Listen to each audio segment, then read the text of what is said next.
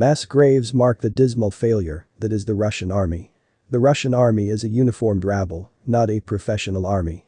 In November of 2001, Russian Defense Minister Sergei Ivanov announced plans for long-overdue reforms to the Russian army.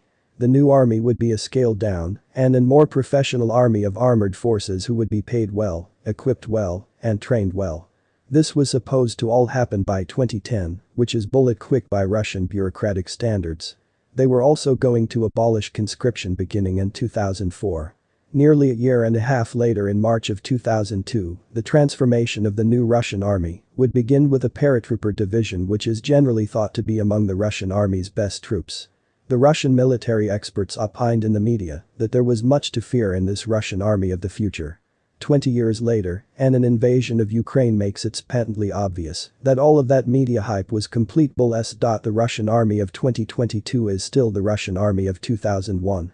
And that army is still the army of the Soviet Union in the 90s, badly trained and equipped and led by incompetent leaders, when they are led at all. It is not a modern professional army that in any way could be called a peer of the US. It is a rabble driven like cattle into draft induction centers and put in ill-fighting uniforms. First, we watched a Russian army throw sound military doctrine out the window and invade Ukraine in the wrong season of the year, with the wrong kind of army and with too few troops.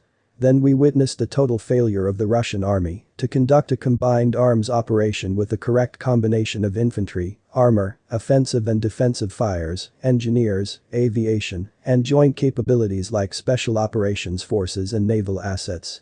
Within a week their offensive was grinding to a halt in deep mud and choked roads blocked now with blown-up tanks, trucks and APCs. Then we watched the Russian army totally fail in the art of logistics and supply, with troops being given expired rations, running out of fuel, and even water, while suffering casualties from frostbite and hypothermia.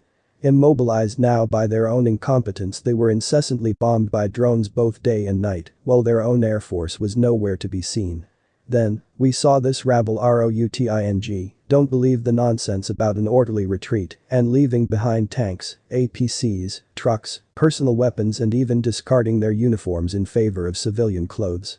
Finally, we are beginning to see the last failure of this mob. The Russians tried to pass off as a modern army in the towns and villages retaken by Ukrainian forces and finding hundreds of civilians executed and either left in the streets to rot or dumped in mass graves. This is a failure of leadership in that army. Either a failure to stop atrocities by soldiers taking reprisals against civilians or by the actual encouragement by their own leaders. Those failures of leadership are readily apparent when we look at the number of generals and colonels killed at the very front of the fighting. In just 6 weeks they have lost more brass hats in combat than the US did in 20 years of the War on Terror. We have lost just two, one to a green-on-blue attack in Afghanistan and another at the Pentagon during the 9/11 attacks. Taking nothing from the Ukrainian forces who killed these Russian generals and colonels, they still had to present themselves as targets first, and that they did quite frequently.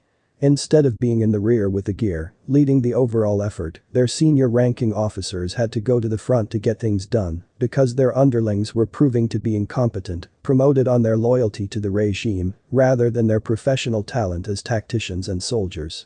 The Russian army also lacks a professional corps of non-commissioned officers, sergeants that enforce discipline in the ranks and have the knowledge and experience to train the pea-green conscripts that make up the bulk of an army in the field.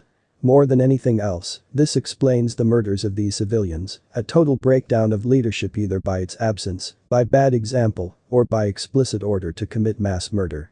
I suspect it is a combination of all three. And this too is nothing new for the Russian army.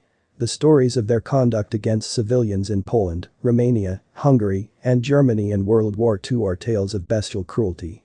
Likewise in Afghanistan in the 1980s. Also in the wars in Georgia and Chechnya in the 1990s.